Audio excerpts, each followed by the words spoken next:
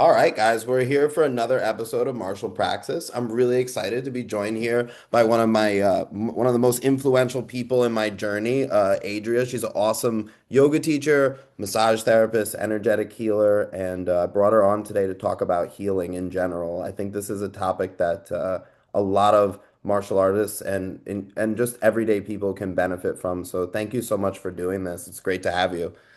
Thanks for inviting me. So I guess the best place to start with this is like maybe you could just talk a little bit about your background with, you're involved in a lot of various modalities and maybe you could take us through a couple of those and how you got into them and sort of how it's all come together. Absolutely. So, throughout my life, I've kind of started to understand that I've always identified as a healer. And when I look back in my memory, I remember a time when I was probably about somewhere in like 7 or 9, and I was in the car with my dad, and we were driving home, and my dad hit a deer. And little Adria was just like so heartbroken over this deer. Like I got out of the car and here I see this animal lying in front of the car. And I knelt down and prayed for the deer to get better. And believe it or not, the deer got up and ran off into the forest. And so I'm like, wow, like whether the deer survived or not, I don't know. But it was a very strong conditioning experience for me that started to make me realize, in a sense, that my healing and being a healer was inherent within who I was going to be as a human. Um, my first love was actually theater, and theater is actually a form of healing. We Yeah. heal through psychodrama. We heal because we are able to relate and identify with the characters. We're able to move the emotions through their experience of storytelling and, discover the lessons that are inherent within each and every one of the plays. That's a Um, really cool parallel. It's interesting too because we often see like psychological like blowback on the part of actors, right? Which is similar to healers, right? Like you're putting in this work, this effort to play this character and taking on this like sort of burden from the audience of maybe being the villain or being the person they look up to, and then the actor actually can kind of come away from that with some of those like little kind of things sticking on to you as negativities, right? So it's a very interesting parallel there. I'm glad you mentioned that. Yeah. And I also would say another thing, because very much spiritual healing is a part of it. I grew up in a family where my dad was a Baptist minister. So I grew up in a religious household. And at times when I was younger, I was fully invested into the religion. There was something there that was Yeah. moving me forward. And then there were other times in my, as I was aging, that I was so resistant to it. I was like, there's something wrong here. There's something that's conflicting within me. And Yeah. I wasn't able to put my words to it. But I do remember a time when I was in college and I sought out a church to go to that wasn't my dad.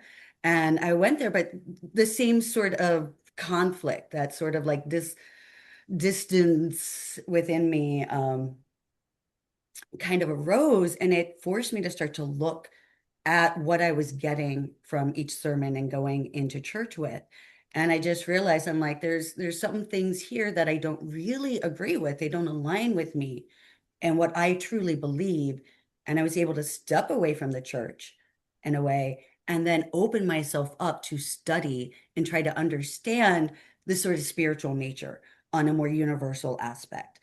Yeah, I think And this is a common experience for people that like a lot of the technology for these things, for healing, for lack of a better term, especially the mental, spiritual, emotional, and energetic healing. A lot of the technology for that stuff often gets like kind of like encoded in various religions. And then people are, they're seeking this healing essentially, right? And they feel like there's this kind of block because of some kind of there's a lot of baggage that comes with whatever religion you pick up. I mean, I've been practicing Tibetan Buddhism for 15 years and I think Buddhism gets this like idea of being like, oh, it's like everything's perfect, and then no, there's still a ton of baggage, and I still have had that same journey that you're talking about where I'm really invested in it. I'm like, oh, everything these guys say is spot on, and then something will happen and I'll realize, hey, like this is a human institution full of humans doing imperfect human things. And what I'm really looking for is inside me, right? yes. That right there, that's huge. And I also do feel like we all have our own sort of journey to go through to come to understand what we believe in and what we see as truth and not truth. And also the community that we choose, because I think Oh, that's yeah. also a huge aspect of all of these things, right? Is that community and the presence of another is healing, right? So Yes. where you feel at home and that you can fit in and you feel aligned, that's the environment where you're going to get the healing. Yes, we are social creatures. No man is an island. We need to be around other people to heal, to have that sense of community, to thrive in our life. So you're right. And that's when we start to become more discerning about the Yes. people we spend our time with and the communities we are involved with. So I Um, think one of the unfortunate things, right, with Western culture, the way that it's kind of developed and its relationship to some of these technologies for healing is that they've kind of been demonized, right? So when you say that you yes, had to get away from the church basically in order to open yourself up, it's like you had to get away from some of the dogmatic aspects that people kind of impose on Christianity, right? And then to get access to some of these technologies to really get the healing that you were looking for. exactly. And what I have discovered in a lot of my own studies is that every religion has an element of the truth, the ultimate Yeah. truth in it. It's just the way it is revealed to us, and the way it is taught to us. And so I've learned to respect everyone's religion, right? We need to have that because we need that. It is a foundation within ourselves, what we believe. And it helps to further our own growth and evolution, Yeah, the absolutely. It makes journey. perfect sense. Yeah. Now what's interesting is this is me leaving, Ohio. I grew up in Ohio and I came to New York, um, following my acting career. And in the midst of following that, it's really hard to make a living as an actor. Like it's really hard.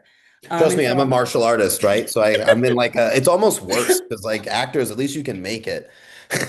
well, if you can, but like very few of us Yeah, I are know, but ever at least there's able. that possibility, right? Like Right. you make it as a martial artist, it's you're still a nobody. It's like I'm the most famous martial artist in the world. It's like 10 people know my name.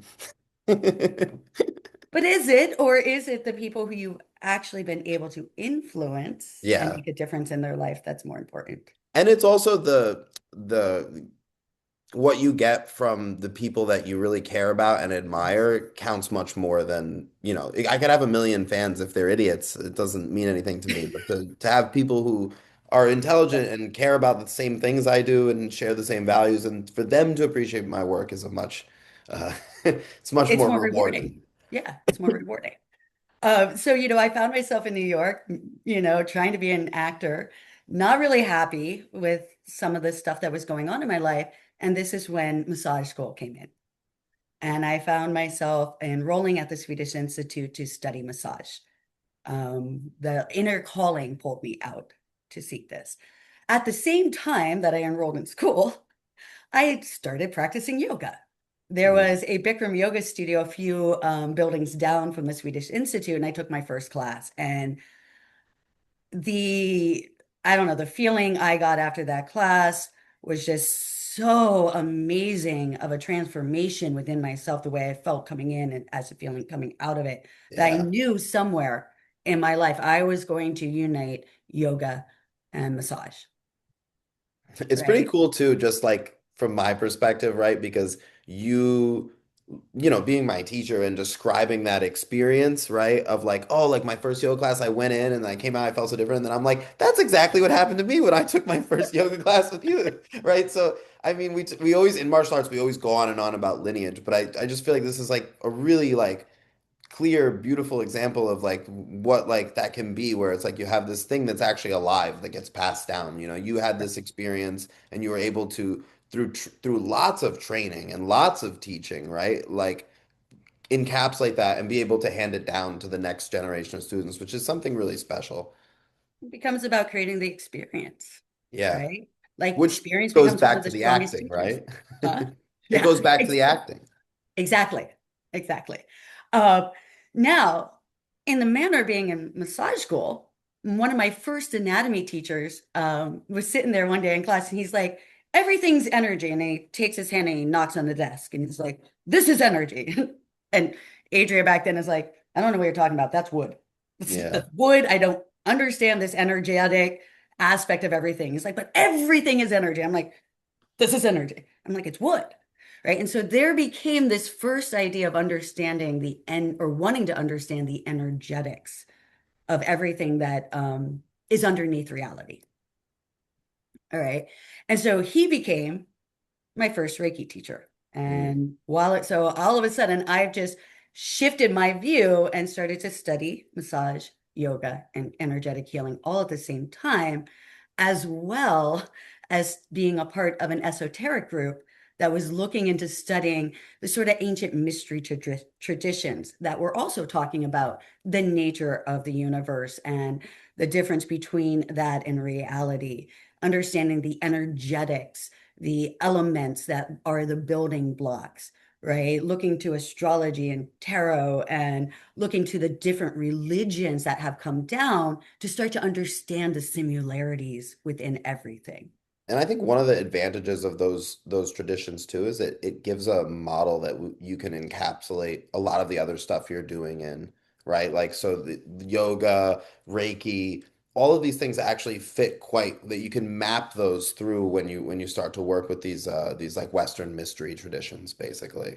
Exactly. And then you start to see the similarities. You're like, oh, okay, well, it goes back to that religion. It's like, okay, so here we are. We're looking at Jesus as a dead and dying God who's been resurrected. That kind of shows to us this feeling of happening of the sort of, cycle of rebirth.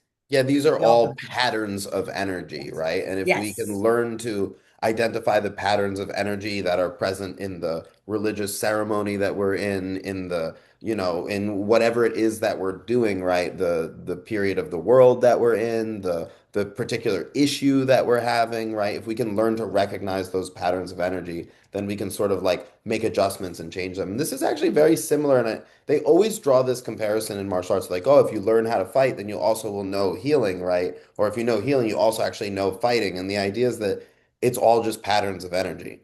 And when you learn to listen, like to feel another's energy, and then from there you can start to affect it, right? That's really the underlying idea behind martial arts, whether we're talking really physical or when we're talking about healing, we're talking less physical, more subtle. This is a very the practices go hand in hand. Oh, I love hearing that because that's martial arts isn't the modality of study. So, Yeah. right. Uh, What I have found though within all of those was noticing that there are certain traits within me that I've had that kind of got amplified at that time, such as my intuition became super strong, and my sensitivity to energy just became very apparent. Like I could feel energetic shifts that were happening in a room, even if it was 10 feet away from me. And then just even the empath, like I'm an empath, I can feel Yeah. other people's emotions, I can amplify them. That came. And so these became these are similar traits that you will find within healers. And there are a lot more. But, that all of a sudden just like was right there. And I'm like, okay, so this is Adria embarking on this new healing journey for myself. But then it eventually becomes for what I do is I learn it for myself so I can share and pass it on to others. Yeah. And I think this is like the quintessential journey of the healer, right? Is Yeah. like we often start out seeking to help and heal what's going on within us, right? And then when that reaches a certain level, a certain capacity, it's almost like it's a very eerie thing, that fate or destiny then at that point just brings these people around you who have had similar problems and need similar guidance, and have the opportunity to then pass that down. So it's a Yep. very interesting thing that happens with that, and it's something you hear about a lot, right? I mean, even with the myth behind the founding of Reiki, right? Yeah. That's sort of almost like what happened with him, right? He had this experience where Yep. he was healed, and then he said, "Okay, now I can pass this on to people." Yeah. And I think that's part of it. It's like any healer has to go through their own healing journey and they discover the medicine that works to bring them back into balance. And then Mhm. that is the medicine that they share, right? And that's what's so beautiful within, the path of a healer and taking that path through your life. to direct yourself, to understand yourself more, to bring yourself into a sense of wholeness and integration within you, a balance and realignment, creating new flow so that you can then assist others. So when it comes to like a lot of times what I like to ask people, especially in regards to martial arts, is like, hey, like if you had somebody who was a blank slate and they were totally open, right? And you could teach them any way you wanted, right? I guess my question for you is like, how would you structure integrating the different modalities that you practice? And if you had somebody, you had this like very special client, right, who says, I have this issue and I just want you to help me with it. I don't really care what we do. We could do massage, we could do Reiki, we could do yoga. How do you kind of approach using these different things together to help someone? Or do you think it's better separate? Well, that's a really tricky question. First, I'm going to say this, what you're asking is impossible. No one comes to you totally a blank slate. It's true. Yes. And that becomes the issue. And so one of the things that I have learned recently is that we each have a very different way that we learn, right? For many of us, we can learn through books and study. We can dive ourselves into it. Other of us we're just natural. We naturally pick up on things and naturally learn and You have to develop do new it. skills. Right. Or the trial and error. We throw ourselves into an experience and we learn as we go along. And then we adapt our process and we do it again to improve. And so I was starting to realize within that, it's like I would always, as a teacher, want to try to implement a little bit of all of those in a way to help someone learn.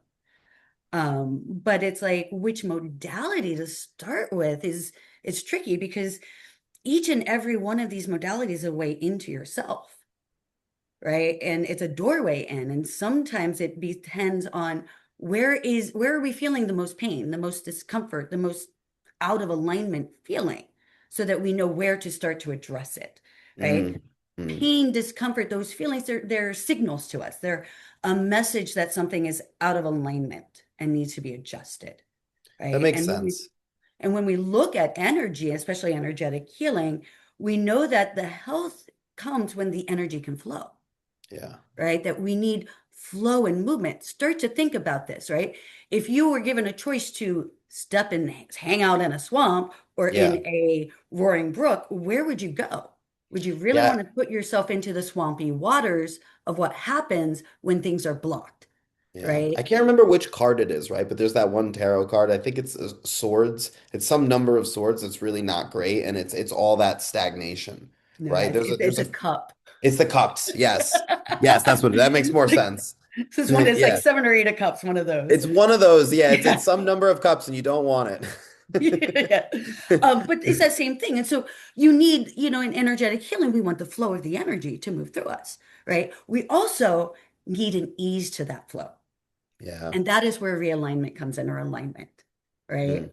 And so when we look at it in that way, we're looking at which way do we find the alignment, So right? That so realigns us correct back. correct me if I'm wrong, but what I'm I think if I'm hearing it right, like we actually want to start with where the person is feeling the problem. So whatever Yes. layer that it presents itself, that's kind of like your way in. Yeah.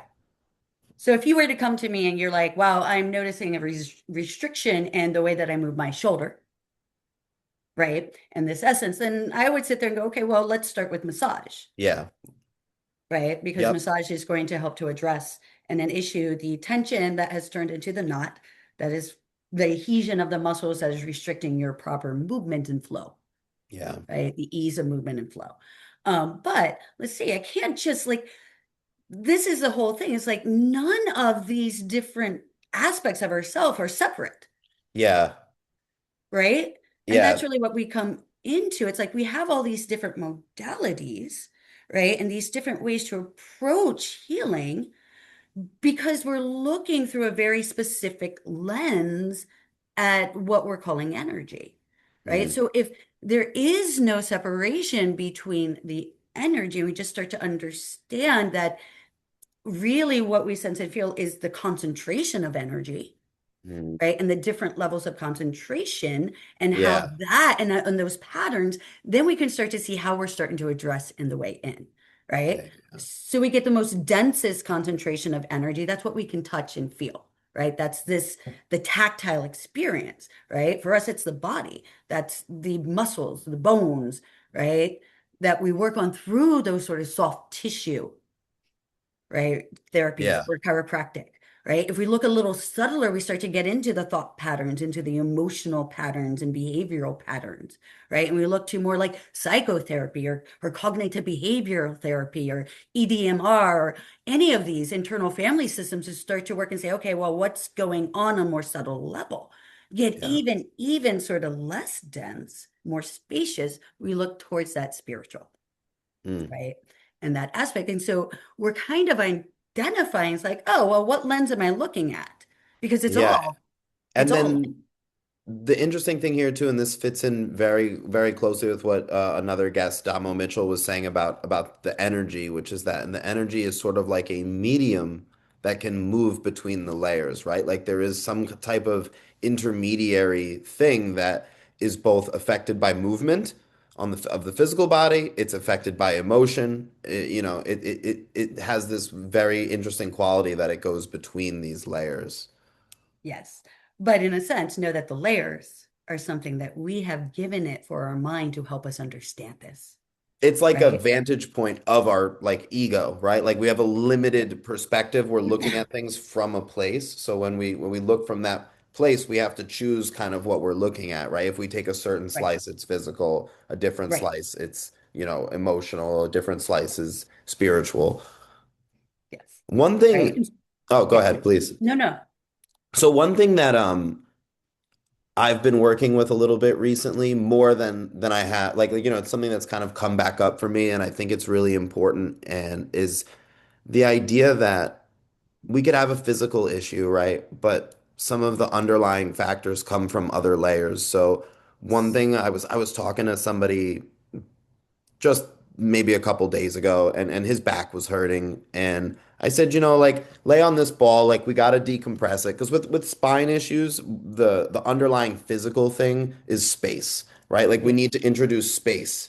Like if we can introduce space, then the spine lengthens and the material comes back into the disc, and you alleviate the symptoms. So I was doing some stuff with him and showing him that stuff, and it was helping, but I could tell that like he was having a hard time relaxing, right? And I said to him, I said,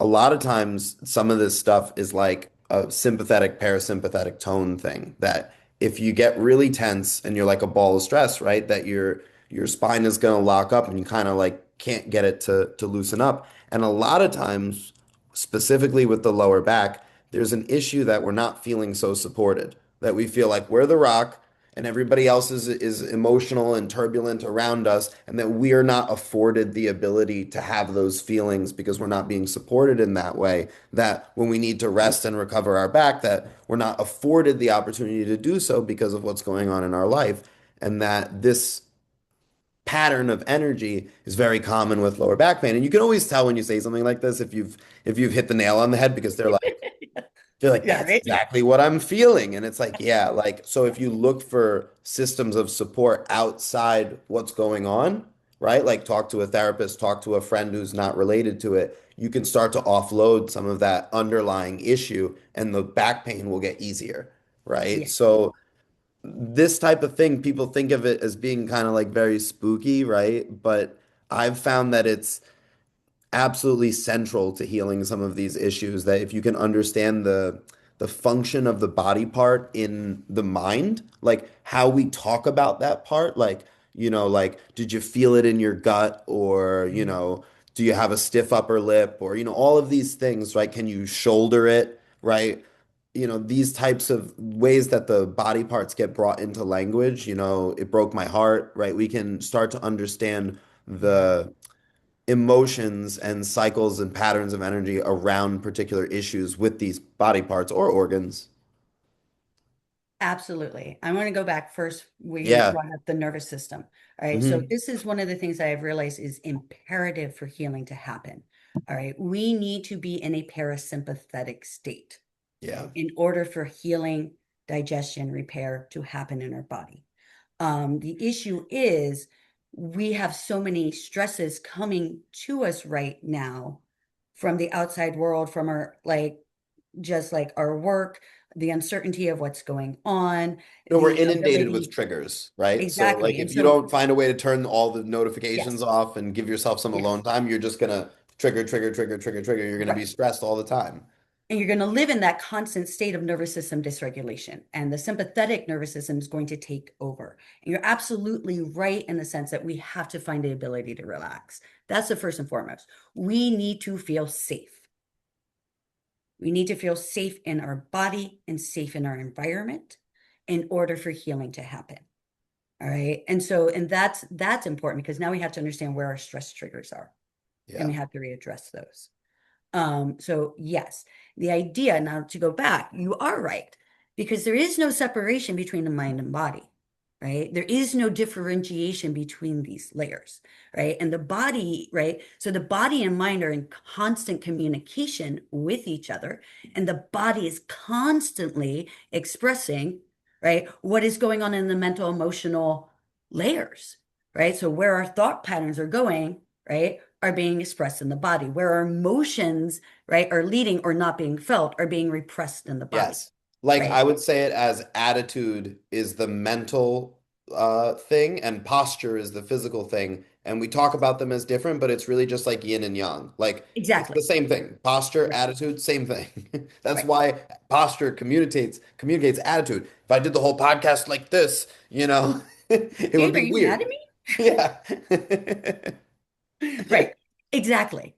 And so you're right. And the body does have its own sense of organization.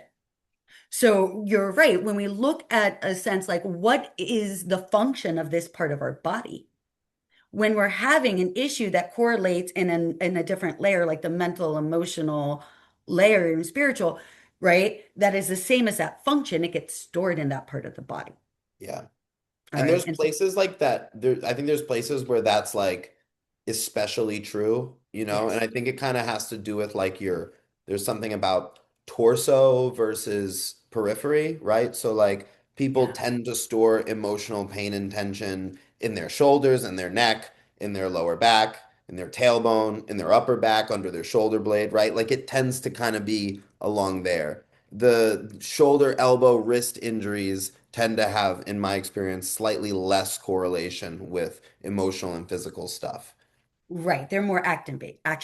Just Yeah. because they are our sort of limbs that act us, that Although allow us to interact with the world. hips and shoulders can be funny. Like I know a lot of people who are they have personalities that are a bit rigid in certain ways. Not that this is a bad thing, and they often have issues with tightness in the shoulder. Like Oh, does that make sense? they're just not able to be flexible enough. They're not And able the to flexible flexible, to find that freedom of movement in a yeah. way within it. So it's like, And it usually comes from your back. Like you're not, there's something behind you that you're not really engaging.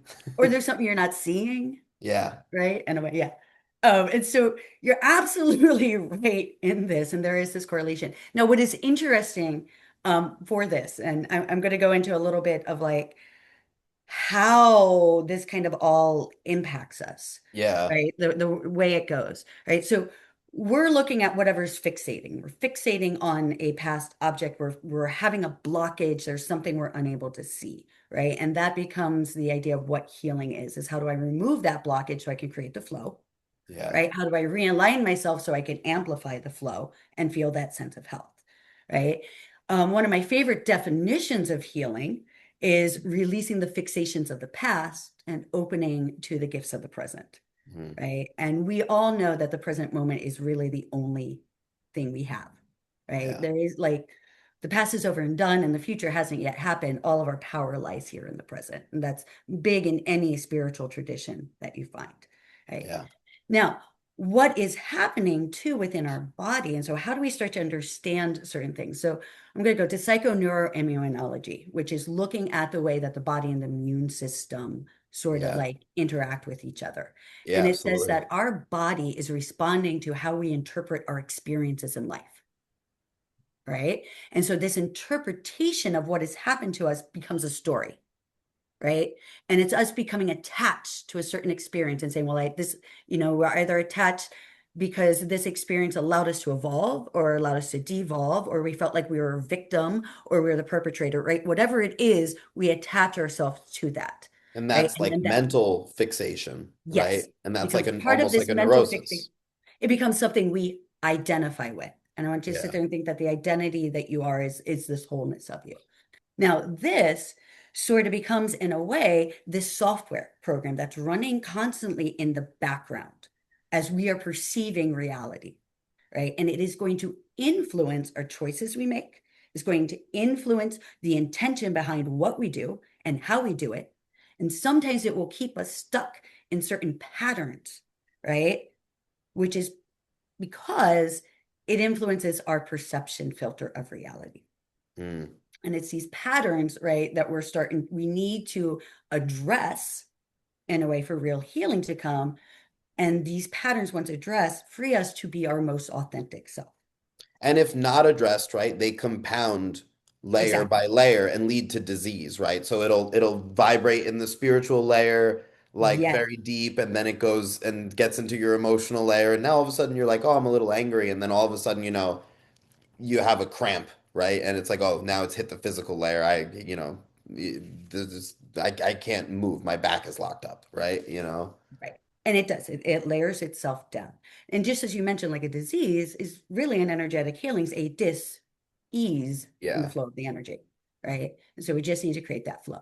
Now, when we go back, see this software that runs, it's running in our brain. It's full of the stories we tell ourselves, what we identify with, and how we believe. All right. And this influences our perception filter. So if you remember in yoga, it'd be like, well, how do we change certain things from happening? How do we break the pattern? We sort of mind the gap between stimulus and response, right? And if Mm. we can take a moment instead of just reacting, we can then choose to act differently and thus break this cycle. Yeah. But the thing is, that space between stimulus and response isn't empty. That is where our perception filter lies, right? And the perception filter is sitting there taking in everything from the outside world because there's so much stimulation, we can't take and perceive it all.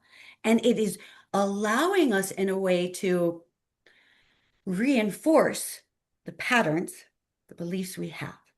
Yeah. Now, this perception field comes in, it reinforces this pattern, which creates these thoughts. The thoughts bring forth emotions. Most of our actions stem from emotional responses, right? And if we are continuing not to break that cycle, It's we a create this feedback loop. pattern over and over and over again, right? And so somewhere along the way, we had to interact or intercept that pattern, right? Whether we're dealing first with the stories, the beliefs that we've been told, right? Whether we're dealing with the way that they create the thoughts in our mind, becoming aware of it, being more mindful, right? Or Yeah. how they influence certain emotions, starting to deal with our emotions, starting to like find emotional literacy, emotional resilience in a way, emotional balance, And right? So this that we is, can have a different action. yeah, And that's then that action, amazing.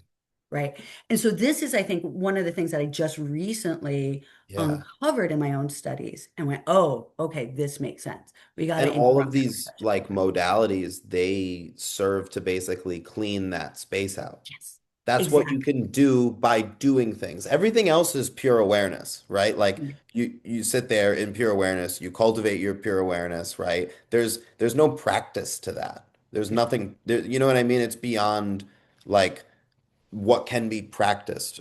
But then when we talk about the practices that do things and therapies, they're to clean that space. And it's very interesting too that like what gets rid of blockage, what gets rid of disease, ultimately it's expansion and contraction, vibration, undulation, right? So when we look at all of the therapies, massage, Reiki, yoga, what are we doing? We're expanding, contracting, opening, closing, vibrating in order to break this blockage, right? And Take a open the moment. flow of energy. Yeah, exactly. Exactly. Right. Know, right, that we have the power to rewrite each of these interpretations of our experience. And every time that we go back in to connect with a memory or a story we told ourselves, it's an opportunity to heal it. to Yes. change the story we're telling us about ourselves, right? Which is so much what healing is. It's like I need to be aware that there's a problem or pattern repeating. I need to Yeah. understand where it might have come from in my life. What lesson, what has it given me, in a sense, allowing me to grow and develop and understand myself more? How can I take that lesson? How can I feel whatever emotions I might not have felt at that point in time? And how can I rewrite that story into one of empowerment, Yeah. right? I almost wonder like if the fixation, right, like the neurotic aspect of it is sort of like your system's notification system. It Like is. it's saying like, hey, you have 10 unread messages, like you need to take some time and go through this stuff. If you go into it, it's like you text that person back, you deal with the notification, and then they go away, right? And then you can put your phone down, right? But if you don't, then they pile up, you start to have problems. Exactly. And then they come out at times when you don't, with the most inappropriate time. And The worst time possible. absolutely, because you know what it is? They're messengers. Yes, Like, if this ends, if you're not getting the messages, they're going to sit there and say, yo, it's going to get louder. yeah, they get louder until you Yeah. listen to them. Right. And so the truth is we all have within ourselves the ability to heal and address our issues.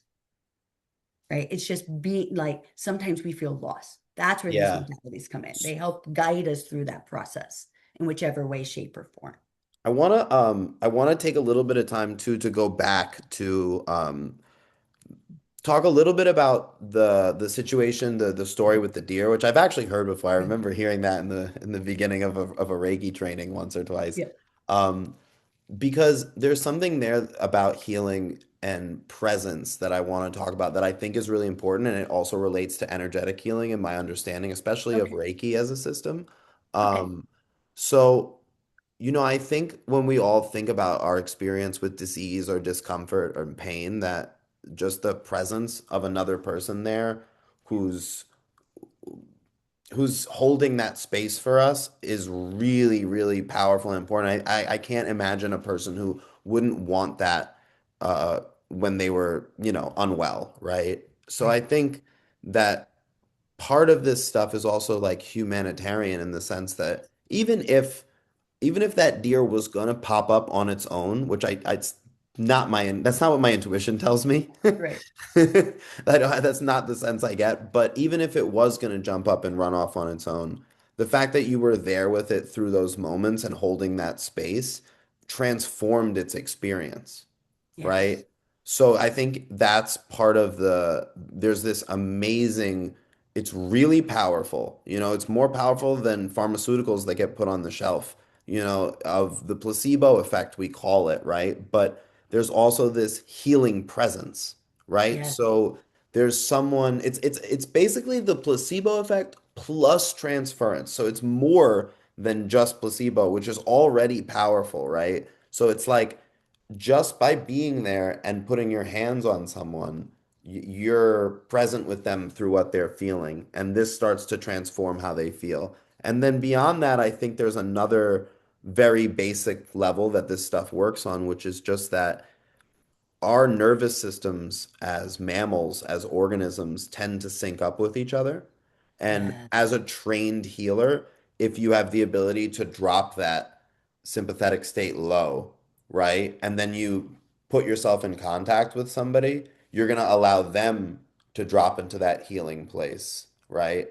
And this is just the most bare bones, like kind of top down start to look at it, because there's also a very important effect of hands and how hands can bring awareness to a particular area. So as the healer, if you're tuned into that person and you're starting to kind of get that thing where you sort of sync up with them, and now I can feel what's happening in your body. Now I put my hand there and I bring your awareness to it. And then that allows them to start to not just heal, but to heal that part of them, because the awareness is one of the things that really heals. So I think people sometimes look at these modalities and they don't understand them, but there's so much and every day more like just concrete science coming out to show that this is actually a very valuable and logical thing to do with somebody who's unwell. It is extremely powerful because we as humans really have a need to be seen and to have our experiences validated. And we need someone in that sense who does hold space for us without any judgments. Like so much of us feel judged. We feel like we have to act in a certain way and we have to be a certain way. This, like, there's certain things we have to do. And this starts to restrict certain aspects of ourselves from being expressed. I also think Um, this is why people turn to alternative healing, alternative yeah. medicine, these other places than religion. Because a lot Yeah. of times if you have this deep sexual guilt, you have this deep, this deep feeling of rage or something that's not what you would want to bring into that religious place, right? Or something that's deemed inappropriate by that religion, something you're not supposed to feel or something that's bad, right? And we have this, I'm not speaking just about Christianity. We have this issue No, in it's in Buddhism many, too. it's You in have all of people who it. Yeah. smoke pot. You're not Yeah. supposed to smoke pot as a Buddhist, and it's tearing them up, right? So, and this prevents them from getting that there. So I think that as a culture, why have people always kind of moved into these like, I don't want to label them new age, but like these other spaces, because those other spaces, those religious spaces, have these dogmas that are actually preventing people from feeling safe enough to heal these particular things in that space. So you understand, right? Let's go back. You have to have that feeling of safety and security, right? To heal. If you're scared of being exposed and outed as Yeah. whatever, Right. right?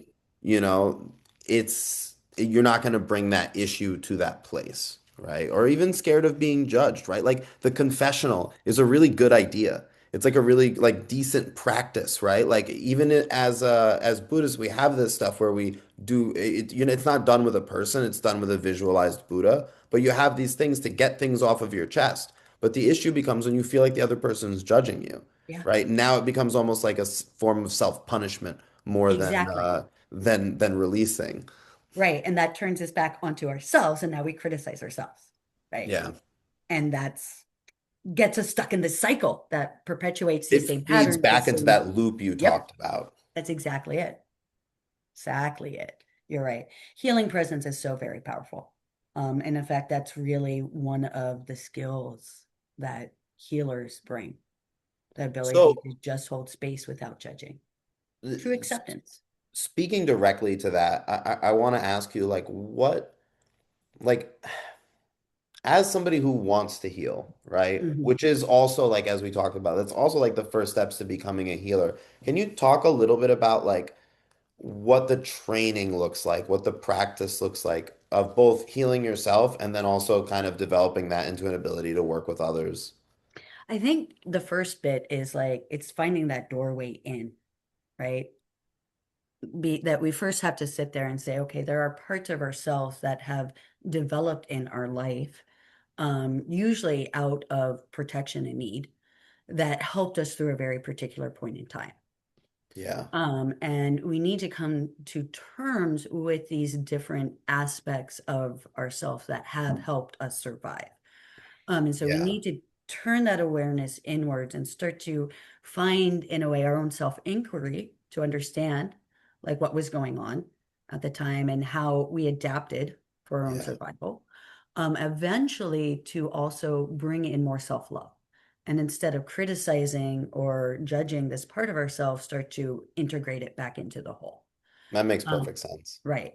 And Yeah, so I think again, that echoes like the family systems yeah, therapy and also like the parts therapy, which is something I yes, worked with my therapist quite a bit, is the parts work. And I think what's really valuable there is understanding that like you have these parts that, like you said, they come from situations where you needed this part. You needed a an angry protector part. You needed a boundary maker part. You needed these different parts to protect you from what you perceived as dangerous or what actually was dangerous, right? And that right. these parts aren't bad. And this is where I Nope. think people really struggle is they have a part that's making them suffer a bit and they say, "Oh, this part is bad. This is a bad part." You know? And Watch labeling. yeah. Like that's really what comes when we label our experience. They're like when you break it down, like the act of duality, the binary really doesn't exist. It only Yeah. exists in this sense of how we perceive. There is no good or bad. There's just experience, Yeah. right? And so it's once we label it, that's when we start to become attached. Mm. It's good. It's bad. This is a bad part of me, right? The sinful part of me, No. right? You shouldn't Yeah, do that, no. right? And so that's really, I think, where, a lot of it stems from. The issue is our mind is set up to compare and contrast, Yeah. right? To have these good or bad, like It's the just light, a dark, survival right? function. It's part of how it perceives things, right? And that's part of it.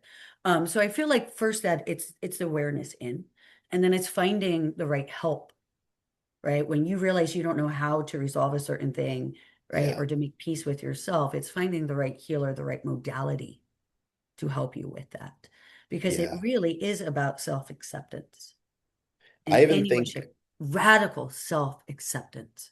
yeah. And I Yeah. think it's so weird because in all this stuff in martial arts, and this is a very interesting connection that one of my Buddhist teachers pointed out between martial arts and meditation and healing is like it's already in you. So that radical self-acceptance is so important, right? But the weirdest part is like the way we're set up as humans, sometimes we just need somebody else to tell us.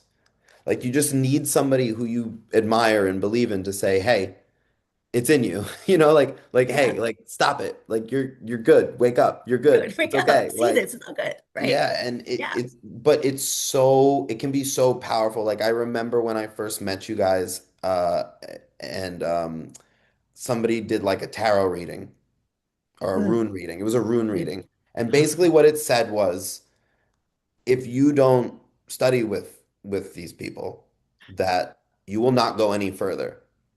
Mm. And when I look back, I realize how true that was because everything that I learned from you actually set me up to learn everything I was going to learn. Like I Right. already had some Became the skills foundation. as a learner, but I got certain things that I was missing, and that opened me up to go so much further. So I think what we have to understand is like it's so tempting to try to do this stuff on your own, especially when you look out and you see the dogma and you see Hmm. the teachers of martial arts or spiritual teachers. You see Deepak Chopra in the files, right? Like this type of Yeah. stuff, you see it and you're like, man, I don't want anything to do with this crap. And there's a tendency to want to go out on your own. But what you have to realize is that silly statements, like when the student's ready, the teacher will appear, like the real ones are out there. Like they're Yeah. out there. They're not on Google Ads, but they're there. And if you put yourself in the right state of mind and you do the work, you'll be perceptive enough to see them when you cross paths with them. Right. And And then there's that's the biggest accelerant of your progress that you could ever right. have. Right. And as any teacher will, like, true teacher will tell you, they will take you as far as their knowledge can. And then there'll be a Yeah. point in time when they've taught you all they know, and you need to go out, implement that, and the next teacher will appear to take you So on this your is journey. that's something we were talking about with Damo too. It's funny, there's a lot of really great parallels here, but like a lot of students mess up is thinking that someone who's just an instructor or someone who is a guide is their teacher, right? Yeah. They want a teacher. Right. They want to have found their teacher, so they take someone who isn't really their teacher, who's just there to show them a few techniques, a few methods, right? A one modality, and then you stick with them too long, and actually it's not good for either of you, right? Like the whole thing is a bit Yeah. not right. Discernment. It's one of the most important tools that we have in our sort of toolbox, our personal toolbox, to help us know state of health, what's right for us, what's not right for us. You know, like learning that is huge. Absolutely. Yeah. So I guess like a good place to kind of close here. One thing we didn't get to talk about that I'm gonna bug you and get you back on about is dance. I'd like to do a Oh, whole oh yeah. episode talking about dance because both from an athletic standpoint and also a healing standpoint, I think that it's like a gold mine of untapped Yes. stuff. Like people just aren't looking at it for whatever reason, but it's like there's so much there. But Well, I think I, that's an entire episode in and of it itself. is. It is an entire episode, but I want to sit there and go. It's like it's in the same sense of like yoga in a way. It's like Yeah, dance in a sense, and yoga. It really sort of implements an integrated approach, yeah, right? And to healing, to self-inquiry in a way, non-judgment, self-love, and acceptance through moving the body The to release music the and the block. Yeah. movement Yes. together Yes. does something more to like the prana than you can Yes. get just with the like I think even the way you taught yoga coming out of Laughing Lotus, right, Yeah. is like this integration of a little bit of dance Yeah. and it gets the energy moving way more than just sitting there and doing like Iyengar. Like you do Iyengar Yeah. style, like it's your that's your physical body. You're stretching your tissues out, right? But then when Yes. you do this like kind of dancey vinyasa thing and you're kind of grooving, all of a sudden you start to feel these waves of sensation moving up and down the body, right? And that's kind of a different level of practice. One of the things that I think is very important within Laughing Lotus and that training, yoga training I did was their whole like slogan was to move like yourself. And Yeah, I think that's really what dance is. It's how do we move our body without judgment as ourself. And I keep going back to that sense of like, how do you be the most authentic you? yeah, Because it is our most authentic self that is the true gift to the world. That's what we're here to do and find. And that's really what healing is how do we connect ourselves with our own authenticity and yeah. aren't afraid to share that with the world. And it's also so much about balance too, right? Yeah. Like, and I think this is so interesting because one thing that like I'll get like I have a client now who's kind of like she does Feldenkrais, like she comes from the Feldenkrais side of things. And one of the things that when she started that I was like, you have to start doing is weightlifting, right? And this is kind of like the opposite thing of like Mhm. somebody who's done all of this expressive movement practice, but now has gotten loose in their body. They're not able to hold themselves straight and strong, right? I actually had this problem too when I was learning yoga. I could do every single pose other than handstand. That was the last one, was handstand. I couldn't hold myself straight. I could hold myself in any weird position, but holding myself straight was the hardest thing, Yeah. right? So I think that sometimes, right, we have to look at somebody as a person and say, okay, well, like, you're actually really in tune with your body. You're really loose. You're really flowy, but you're not actually able to be strong in a position when you need to be. And I think that like using these modalities like as medicine and kind of like saying, oh, like, you're really tight. You know what I mean? Imagine we get all these tight guys, all they do is lift, right? To do this dance stuff. And you get all the people who do contact beyond contact, all those types of dance modalities. Go to the gym and do some weightlifting. It would probably be Yeah. really interesting. Like their experiences would be, they'd be like, man, this is so different from what I'm used to, you know? Breaks us out of our mold. Yeah, right.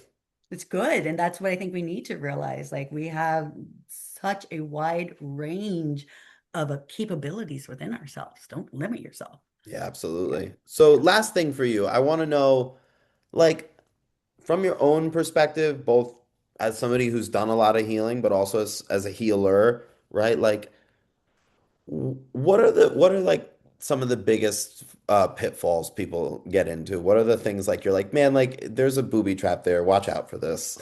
Well, like this is where my brain really went off.